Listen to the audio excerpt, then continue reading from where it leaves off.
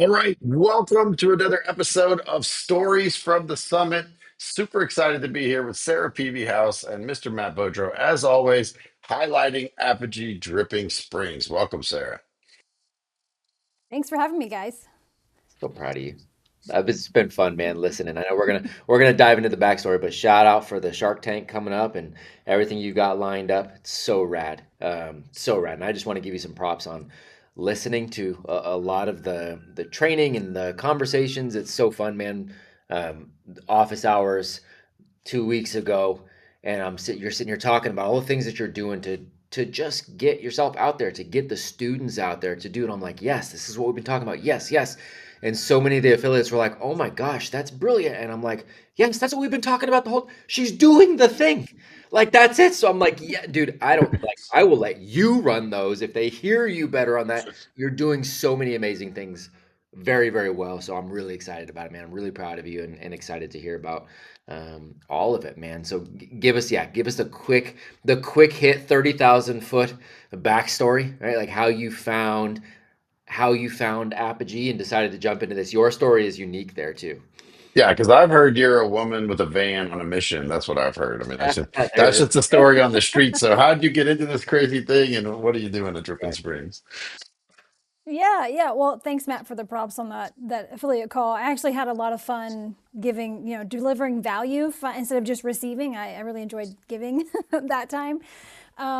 So the story really is that after we moved to Texas, kind of during COVID, we linked up with a medical freedom community here because that's sort of, I'm a medical freedom mama. And I heard about Tim's school, but we were living about 45, 50 minutes away from Cedar Park. So it was really too far away for us to consider for our children. So to be honest, I actually didn't really pay much attention to what Tim was doing. I was aware of it. My husband was really excited that Tim Kennedy was even in our area because he's a retired Marine and a big Tim Kennedy fan. Mm. Um, but so I've been in education in one form or another, for about 18 years, wearing just about every hat possible.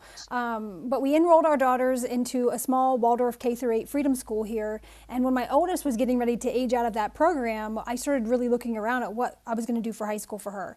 And I was really disappointed to find out that even the small independent schools here were focused on test scores and tracking students to college as like the benchmark for success and achievement. So honestly, I just decided to try and start something on my own. And if people knew me personally, you weren't totally shocked that I was thinking about that. But when I started telling people the nitty gritty of the details, like the van, that's when I lost people. Mm. So creating something on your own is hard and it's lonely. So about 6 months into planning, I had a mutual friend tell me that Apogee Strong was opening up an affiliate opportunity. So that piqued my interest because I realized I didn't have to be local to Cedar Park to actually benefit, from the program. So I took a more serious look at what you guys were doing, and I jumped on some of the affiliate calls and that was, I think the real twist here is that initially I didn't Yep. jump in. I actually had to think Right. about it. And then I got back in touch with you later because I was like, I'll figure this out on my Yeah. own. And then I realized like, wow, this is really hard. And so I then reached back out to you, and I was really pleasantly surprised after having a conversation with you, paying more attention to what was really being said about what your mission was, that we were in alignment with the fact that we need to raise leaders, problem solvers, and builders, Yeah. and so then I just jumped all in. I jumped in the deep end. I love this story too because one of the things or two that you said it twice actually. You used my favorite F word twice in that. You said freedom, right? And you're talking about your medical freedom mama. And it's so funny because you and I both know similar people in this space. We know different people in this space of really pushing for medical freedom. And it kills me sometimes when I go, hey, you're freedom minded. Do you ever think about freedom over here? And they're like, school Mm, can't be different, right? Like, and it's like the freedom didn't yeah. transfer for them over there, right? So you're talking about medical freedom there. You said Waldorf, the education, the freedom again. So that's a huge part of what we want our families to understand. And what's really, really cool is because we are very much aligned. And what I love about this story too is you came back, you're like, hey, I didn't jump in. Here's why. I want to jump in now. Can we connect? We connected. And I went to the community and went, hey, by the way, she didn't jump in before. Here's why. What do you all, the other affiliates, right? I'm like, here's who she is. Here's what we connected on. Here, go take a look over here. And I said, I just want to make sure we're all in agreement and that we're in integrity and all this. And they're like, yeah, she's speaking our language. Like she's speaking our freedom language. So they're like, let's rock and roll. I'm like, cool. I think so too. Let's go. And so that I like how that all came together, man. I think that's a powerful testament. So, What I think is so crazy is like people really love freedom, yep. but with freedom always comes responsibility, and you so rarely see people love responsibility, right? And so what's crazy is what I see with you, because what happens with school is like, well, who are you to do this? You're someone who's taking responsibility for the education of young people, Yeah. and it matters, and like that's the biggest thing is like what I love about you, Sarah, is you're picking up the responsibility with the freedom, not just saying, "Well, I'm free." It's funny because the system for me, it's almost like it trained me. I don't have to have that response. That's not your responsibility, which means what? Then that's not my freedom because they're Mm, connected both directions, Mhm. right? And I honor you for just like picking it up, making it happen. When I first joined this thing, I thought it can't be that simple. It's not easy, but it is simple. It's not easy, and there's a whole lot to do. But let me ask you this: so far in your journey, right? I know there's been many ups and downs, and eventually we got to get to that van because I really love what you're doing. I really, really love what you're doing. Um, what has been the biggest win? Like, if you look back and you're like, man, I'm so glad that I started this Apogee mhm, school. What's been the biggest win? Honestly, I think the biggest win has been being a part of this, the amazing feeling of being surrounded by like minded people. So, people who share your values, your mission, and your vision for what needs to change in education. Because, just like what you guys said, people can see freedom and understand that conversation in sometimes like in a silo. And so, even within Waldorf, I felt alone in my belief that we needed to adapt for the modern developing child. Actually, I feel like we have to go back to developing some basic life skills that have been tossed aside for coddling and coding, is what I like to say. mm. And being a part of Apogee, I don't feel like I'm fighting uphill alone anymore. I think there's a network of people who get it, who are taking action, and who are showing that or what real education looks like. So that kind of support has been game changing, not just for me, but for the students that I serve. I love that so much. And I appreciate that you said it's around the values, the mission, the vision, right? Like that's what we Mm-hmm. come together on. It doesn't mean Sarah and Matt and Kevin can't find something that they all three have a different perspective on. It doesn't mean we all vote the same or do the same thing with our family in terms of what we eat or in the same like it's so weird how we look for all chances to divide with it. It doesn't mean we agree on all those things, but we agree on those core principles, the vision, Mm-hmm. that Yep. mission, the values, right? That code. The code, like we We're building on the same foundation. yes, it's that. And when you Yeah. have that kind of like you a firm believer, as cliche as that sounds, you have a group of people like that that will gather around something that fundamental in your DNA is are those principles, that code. There is not a Mm-hmm. single thing that is going to stop them from moving their mission forward. Period. Yeah. So talk about the code.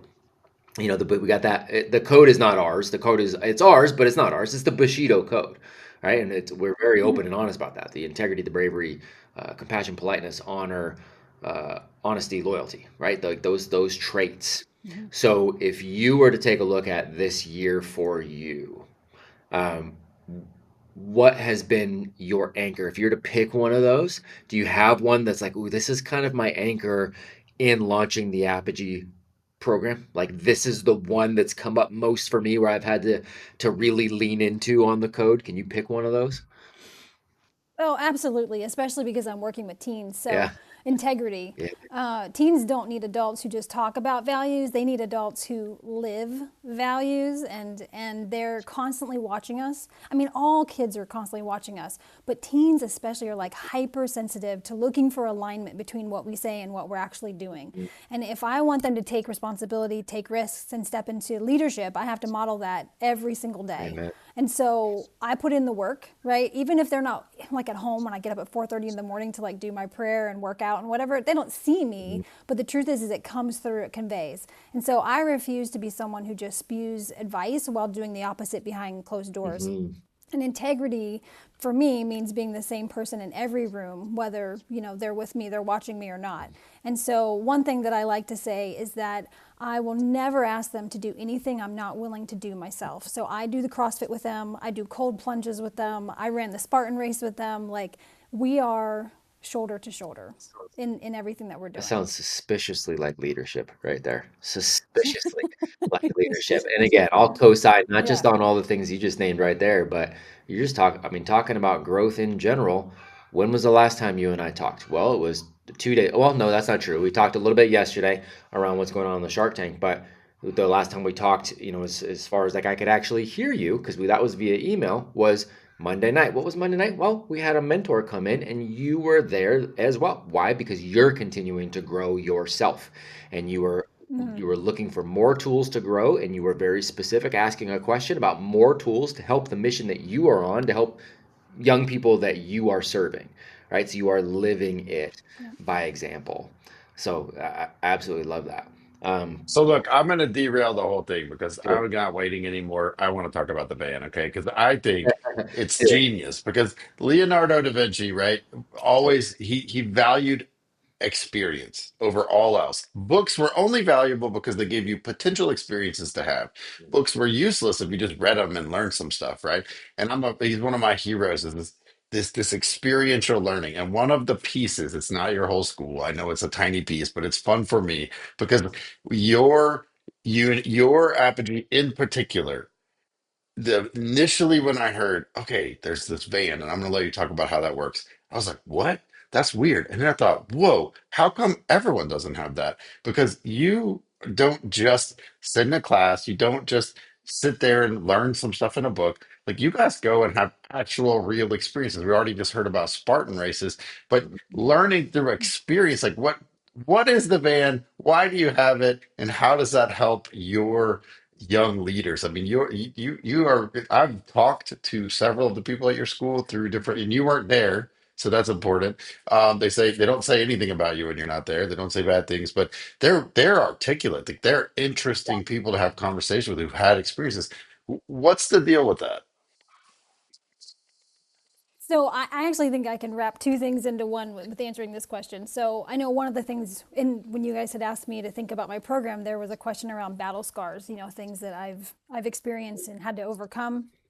And truly, I believe that, and this sounds, I feel a little weird saying this, but I really believe that I'm on an assignment from God. Like that this was a pivot that I made. I left a really good paying job in Austin to do this. And I pray every single morning that to be transformed into the person who is worthy of this work and worthy of this job. Because I believe working with our youth, I mean, we are working with the future. And so with that being said, I thought I knew that I didn't want to open a school with the traditional model of a formal faculty and staff, but what I really wanted to do was just form partnerships with people in the local community, because the truth is like people are doing cool stuff every day all around us. And I just thought, how can I keep my program as simple as possible for me with like overhead, but if it's just me, then I have this freedom to like be as creative as I want, and I can pivot, anytime I need to, right? And so what I started doing was just reaching out to other people in the community who were mission aligned. So my first call out was to the CrossFit gym and to the jiu-jitsu gyms. Those were like easy relationships to establish because they actually already knew about Tim Kennedy, they knew about Apogee, and they were like eager to hear from me. And so I made those connections first. And then after that, I just started looking at the themes that Apogee is creating in their project-based learning units, and then I just started getting really creative. Like, well, who else can I connect with? Who's doing something that'll help us with this theme? And I really just have lined up people just repeatedly. And the van is, so I just lucked out. I was doing an info session over the summer. I had like 25, 30 people in the room with me, and I was just kind of pitching my program. At that point, it was just a concept. And there was a woman who came up to me afterwards, and she goes, I heard about you through the CrossFit gym. My kids are too young for your program, but I was just curious. And she said, I own a transportation company, and I'm retiring a van from our fleet. I've just put it on Auto Trader like 3 days ago. Are you interested? And I looked at it, and it was like this Chevy Express, 2019 Chevy Express, 15 passenger van. It was a little rough looking, I won't lie, but she wanted 14,000. We talked about it. It had like a cracked windshield and whatever other things. They just weren't taking care of it because she said, honestly, this is the capital of Texas, or sorry, wedding capital of Texas. She said, everybody's booking our Mercedes Sprinter. No one's booking the Chevy Express. So we've just really neglected, they didn't keep it nice. So we got it, ended up getting it for 11 grand. She replaced the windshield, changed the oil, and got the state inspection done for us and delivered it to me, like ready to go. And then my husband convinced me. Honestly, I was at that point, I was kind of like, you know, trying to do everything as cheap as possible. But my husband was like, "You have to get this van wrapped," and I was like, "That's so expensive, right? Is it?" And he's like, "Sarah, how much have you spent on marketing, local marketing?" And I was like, okay, good point, right? I've spent a lot of money on local marketing to just experimenting with what worked and what didn't. I had no ROI that I could see because I even on my inquiry form, how'd you hear about me? No one listed the local moms magazine, Yep. the whatever the paid the paid marketing that I'd done. No one said that. So he's like, look, you could take all the money you just spent on experimenting with summertime marketing, wrap your van. You already know you're going to be driving around town and being parked in front of local businesses while your teens are learning from people. He's like, that's like a billboard. It's literally a giant billboard you're driving around town. So we went to a local company, had the guys wrap it, and it has been a hit. The teens love it. The teens think it's so cool to have this big, like, you know, the Apogee symbol on the side with the arrowhead and the sword and everything. They think it's really great. And it's become a thing now where people are like, I see people and we'll be in traffic and you can see people raising their phone up and taking pictures of it or like doing the QR code thing on our van. And so that's it. We call her Louise because she's originally from Louisiana. She's a Louisiana van, and that was actually No important to wonder I us. like her so much. No Yeah, wonder, that's just it. like Yeah, me, originally from Yeah. Louisiana. exactly. And so that's kind of how she came to be. It was really by luck and by just putting. I just was super honest with people at that info session, and I said, "Here's my idea, but I actually don't have transportation yet. If you know, I'm looking for a shuttle bus or a van." And we were leaning to van because the turns out just financially a shuttle bus is way more expensive to own and operate and insure, but the van you can do all of that almost like a personal vehicle. And so anyway, so you know, a woman just came up and was like, "Hey, I love what you're doing, and I've got a van for sale, and everything is just I'll I sell in can tell you, minutes." having run a local marketing firm for over a decade in my past life, that your wrapped van is way better than a billboard. You can move it wherever you want, and you can go where all the people are and put it Yes. there, and they see it. Let me ask you this though: in doing this, so in starting an alternative micro school, right? What it sounds so daunting when you say that, right? In educating young leaders, like in educating a generation that has got a lot of challenges before it. What's the one truth bomb, or like, what's the one thing you're like, wow, the world needs to know this? So you've started Apogee Dripping Springs. It's very successful. I don't even care about the financial success. I've talked to your students, and it's like, wow, okay, yeah, this is working. Like these guys aren't dumb. Yes, academically they're cool, but also socially they're cool, and also responsibility they're cool. Like we've seen them at events. So what's the one thing that you wish, like, man, I learned this doing this, that I wish the whole world knew this? Oh man, nobody is coming to save you. You have to take, or the moment you take full ownership of your life is the moment everything changes. So that for me, Apogee programs overall, like when I look across the affiliate group of what's happening, Apogee programs are teaching our youth to take ownership of their decisions, take action, and to stop waiting for permission, because that's the lesson I think every young person and frankly lots of adults need to hear is that, you know, if I would have waited for permission to do what I'm doing now, I would have never started, because a lot of people thought I was crazy and didn't understand my vision, especially when I mentioned the van. Oh, 100%. Oh, I love that. I love every single bit of that.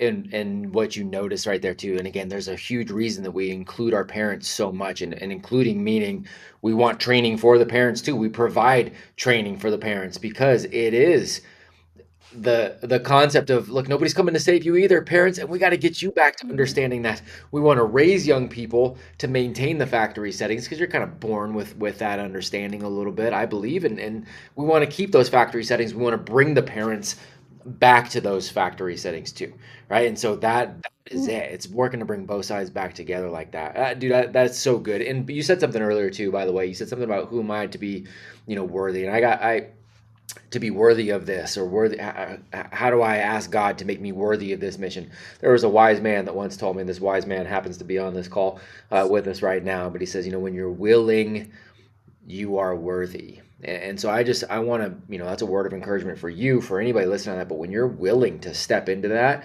that is the worthiness is right there when you're willing. And the key is the definition of willing. Willing means not like, oh, cool, yeah, it sounds like a good idea. No, willing is I'm going to go do all of this work. I'm going to go speak to all of these. I love that you said the local marketing things that there was no ROI on that because we tell all of our affiliates, like, Yeah. that's fine if you want to do that stuff locally. What will move the needle is getting out and talking directly to human beings. I might add wrapping Mm-hmm. your vehicle now to the list, but like getting out and talking to human beings. And I think you have done that extraordinarily well. And you do it over and over and over again. Why? Mm-hmm. You're willing to do it. And by the way, that's prerequisite for being worthy. So I absolutely love that.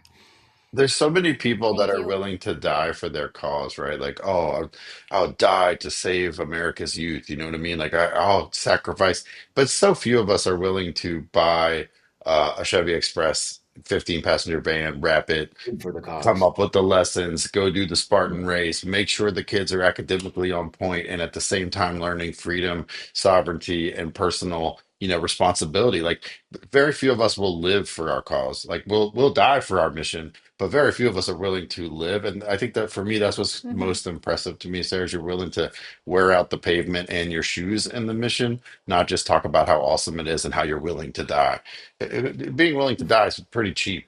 Living your whole life, it has a tremendous value, and I'm proud to run alongside of you. And side note, you are crazy.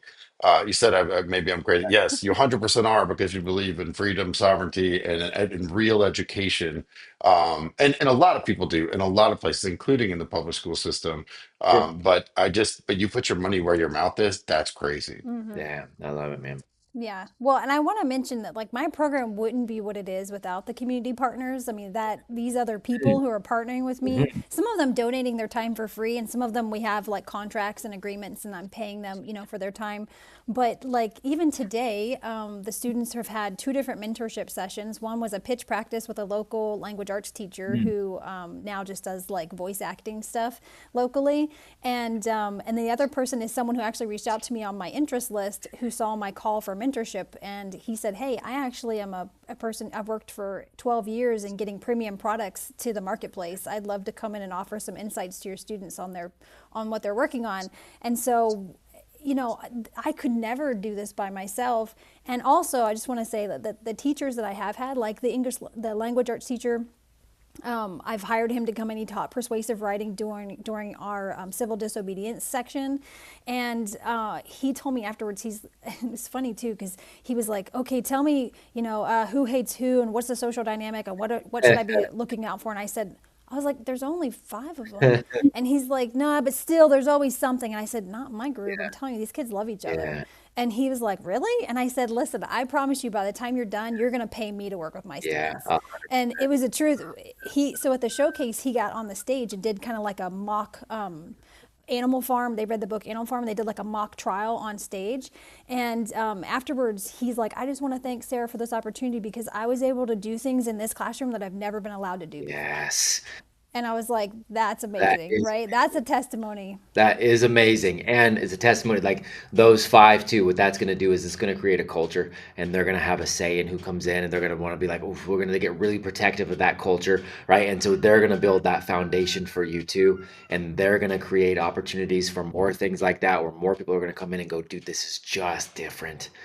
This is just a different deal. Oh, I love that so much. The showcases are changing Yeah. everything. When I can tell people like on my interest list, please come to a showcase. Like I can talk all day about my Sure. program, but you've got to come see these Come see it. kids and meet these teens. And once they do, that's it. That is literally like then people are like, how do we move Yeah. forward? Like what do I do next? Yeah. So, Oh, no, I believe yeah. that. Oh, so good. So I what do had a crazy conversation with my son coming back from his Apogee school where he said, "Dad, someone called the cops on us today." I was like, What happened?" "Well, we were playing in the rain." I'm like, you "Well, was it lightning?" "No, actually, like they showed us any lightning we have to come in. We had someone watching an app to make sure there's no lightning, and then someone called the cops." And I was like, you know what? I think it's pretty damn cool that my kid goes to a school that teaches you to responsibly play in the rain. not avoid all potential damage at all costs. Like I was like, you know what? I remember I called the guys around the school, said, hey, you know what? Thank you. What a cool thing. And I said, well, what happened when the cops got there? He said, just looks like a bunch of kids playing to me, and he left. But I Yep, think it's awesome. We miss that, you know? we do. We do for sure. So imagine you are talking to somebody who's new and doesn't get this. Who, they don't understand the difference. And I love that you're inviting people. So I guess I kind of have a two-part question because you're inviting people from outside and they're seeing this, and you're connecting with so many in the community who are getting to come in and see this.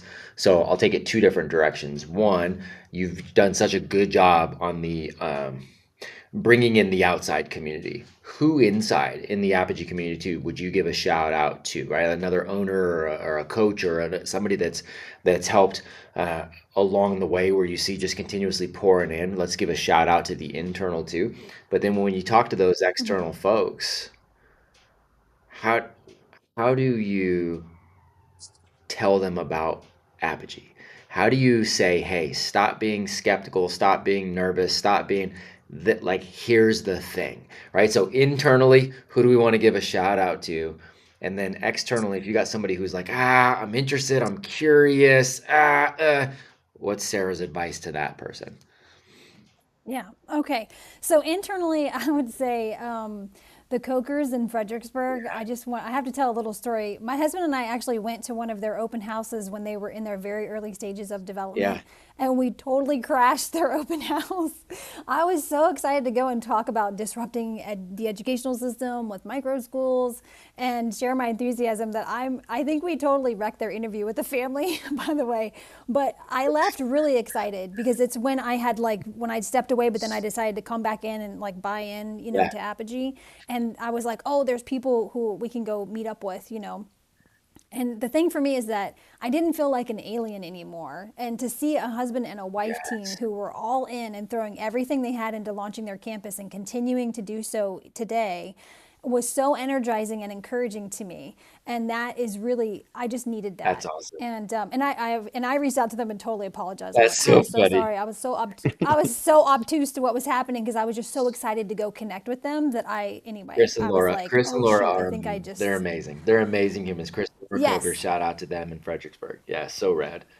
And so I would say to the outside, like if you're feeling this, like I think we know it in our bodies. Like when we are not happy with something, we have this rub, this friction, this Mm, frustration, and especially when our children are coming home, not having a match in the way that they're spending their time, and they feel it too. And so for me, I just tell people stop waiting.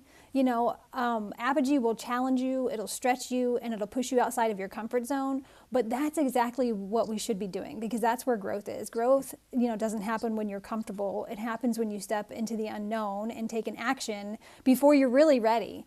And so I would just say the biggest regret I think people will have is by not starting sooner. And so I get emails from people looking for advice, and I'm like, just jump on the affiliate inquiry list. Stop kicking tires. mhm. Just get on a call.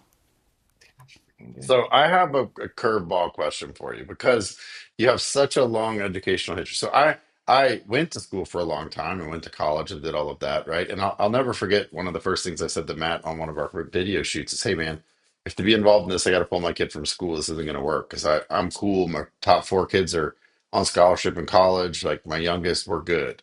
Right. I'll never forget also 48 hours later calling my wife and saying, we got to pull our kid from school. Like I had no idea. Right. Like so I'm also a crazy one, but you have this long educational background, right? So we spend so much time talking about the differences between a micro school and between something that really has it's funny that an individualized education program like or plan, an individualized education plan. Of course, we're all individuals. We should all have one of those. I mean, of course, right? But that seems weird or rare. What are the things though that are the same? Because I think we don't talk about that very much. What are the sameness? If you were to take your five students, what are they doing that is the same as other kids who may be at any other type of school? Mm, What are we doing that's the same? That's a good question. I would say, I mean, I think that there's a human element that's really important. mhm. and the micro school movement to me is the future of education, without a doubt. I think that people are recognizing that the way forward is actually hyper local, hyper human, and it's intentionally small. That's what people are like. What is a micro school? I'm like, it's just an intentionally small program. That's it. It's by design that way. Mm. And so I think in some ways, kind of like what I said earlier, like we're going back almost to the Yeah. roots of like what worked originally, like one room schoolhouse kind of thing, where school served a community instead of people busing kids really far or driving their kids really far or whatever. I just feel like we're almost kind of like going back to the essentials, that education started with before the pre-industrial Yep. revolution, A- right? Yeah. And you know what I love about so yeah, and I think I like that question, Kev. I didn't know you were going to ask that either. And I do like that question a lot. One of the things Sarah mentioned earlier is, hey, we read Animal Farm, right? Like, so people, there is a common belief that's like, okay, well, you're doing everything to avoid anything that looks like school. No, there are a lot of things like, I don't know, reading great books and having deep conversations where not only does that get done at our campuses as well, but you can go deeper and you can go through it faster. Like you actually can go deeper and not spend a bunch of time on it because you're not playing the school game of let's elongate this, do a bunch of question and answer that is just surface level and do a weird project around it and stretch this out over the course. No, you dive in, you take a week to read it, you dive in, you really figure out where you're going to apply it, and then you can move on to the next great book. And you can really, so things get done, they just get done deeper and faster. And hey, by the way, that is the social design. That's part of the beauty of that intentionality of a smaller community, right? Because socialization actually happens. Look at Dunbar's number. If you look at Dunbar's number, that says human beings by design, you've got the ability to have about 150 relationships that actually matter at any given time and no more than that. So a small community has more of a social impact on development than going to a 5,000 person school to be quote unquote socialized. Like we're doing life deeper and faster. I I love Yeah, and I appreciate the way what you just brought up because I actually feel like I didn't answer Kevin's question directly. But so we do. We had a persuasive writing teacher come in, for example. We covered that. We were doing, some of the projects themselves just lend. We're covering history. Actually, I look for the history element in almost everything that we do. Mhm. What's the root of this? Where did it come from? How did we get to where we are now? Kind of a thing. We've covered medieval history at the very beginning, just through the theme of what's your code, and then in the civil disobedience theme, actually what we did was we took a look at, we picked it up from the Magna Carta and carried it through to, let's see, Gandhi's Salt March or something a little after that, I think. And we looked at the lens of world history through revolutions that have happened and the people who've led them. Mm. And so we're covering a lot of similar things, just in a really different meaning. More, it's not about memorization, right? We're looking at like the archetype, like what kind of person does it take to lead a revolution and why. We did look at we had a running timeline on our board so we could understand what happened first, second, and third, and especially how one revolution actually sparked another that sparked another. And these were on different continents, and it's amazing because people were still traveling by ship. That's so, like, the French Revolution really influenced the American Revolution and things like that. So, yes, sorry, that is probably a better way to answer that question of what similarities are there. No, I don't think it. I don't think either answer was bad. It was great. I think a lot of people on the outside are like, "Well, do you do math? Well, do you do English? Do Yeah. you write?" Like, Right. I think, you know, all of the fundamentals are the same. My son just finished his math tutor program, like finished it. Like I'm like, hey man, why aren't you doing math today? I finished it. I'm like, Well well, no, done. you didn't even open it. He's like, no, there's no more lessons. They're supposed to release more. Like that. I'm like, wait, is that possible? How? Because he just goes in every day for 20, 30 minutes, really works it, and then he's incredible. I love poking, Yep. like I love giving him impossible problems to do. Like I love giving him math problems I can't do, and he just is like, yeah, it's obviously this. But a lot of it is the same. And even more, what I'm hearing you say, Sarah, is that the other thing that's the same is that you're actually teaching them life stuff. You have mentors coming in, and these are actual surprise marketable skills. My trigonometry class, not super marketable as a guy who had a history degree, wanted to be a lawyer, and ended up being a marketing guy who turned coach. Right? Like trigonometry hasn't, I get it. Like for the engineers in the world, I'm glad you guys do trig. Please keep 100%. doing it and do it well. But for me, that Mhm. really hasn't panned out. All that knowledge hasn't panned out. But man, some of the stuff I hear you thinking, I'm like, man, who would I have been if someone had exposed me to a powerful business mentor at Mhm. 17, 18? Mhm. Well, and also what I want to just encourage people who might hear this in the network and who are like feeling kind of desperate for, to get their numbers up there or whatever that is for enrollments. I just say be really clear about who your ideal student is, who are the kids that would make you excited to work with them, and that then the parents who really are mission aligned.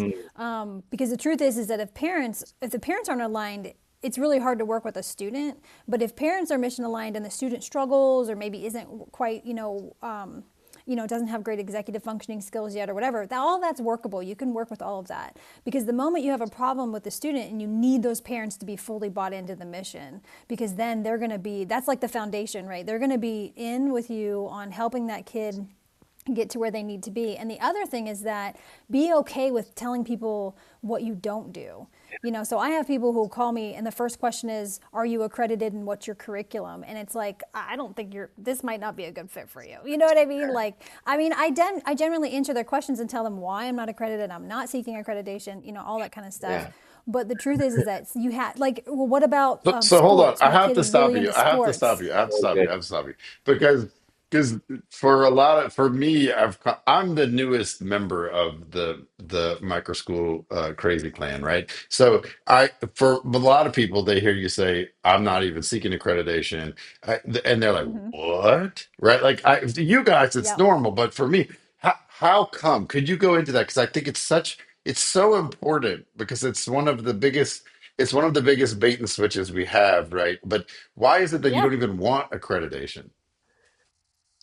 Okay, so I have to tell you, part of my background in education, when I was at a Waldorf school in Virginia, it was almost a 40-year-old Waldorf school. They were fully accredited by OSNA, which is the accrediting body nationally of Waldorf schools.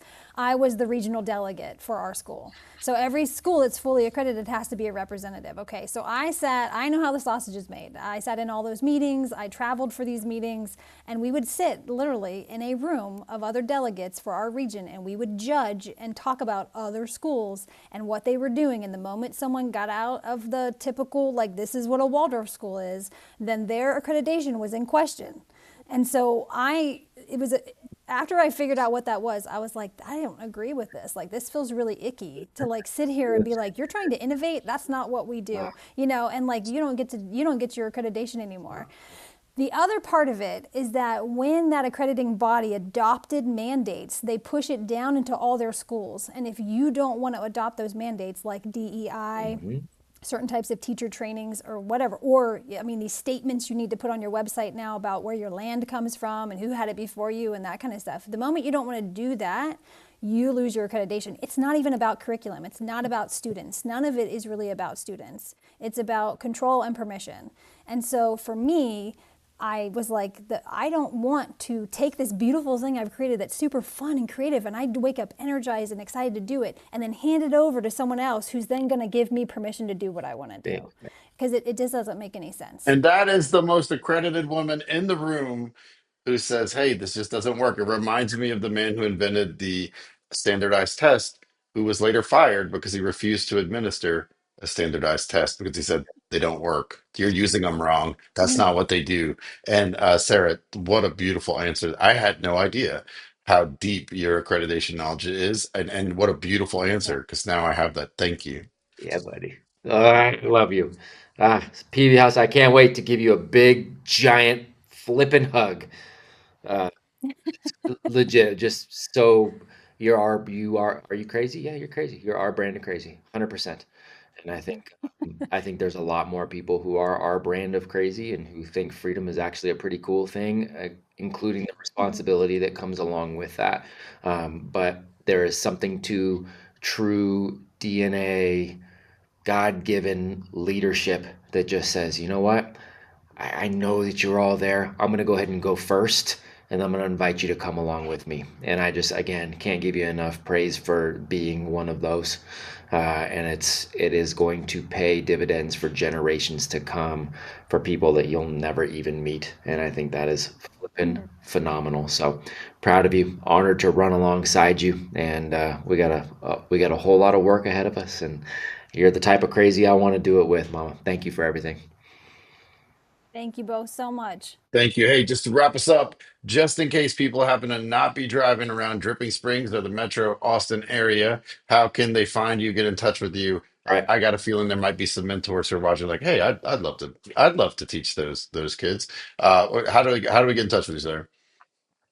Yeah, find me on my website at apogeedrippingsprings.com, and we're on Facebook with backslash Apogee Dripping Springs, and we're on Instagram as well. It's underscore in between Apogee underscore drippings underscore springs. So that's it on Instagram too.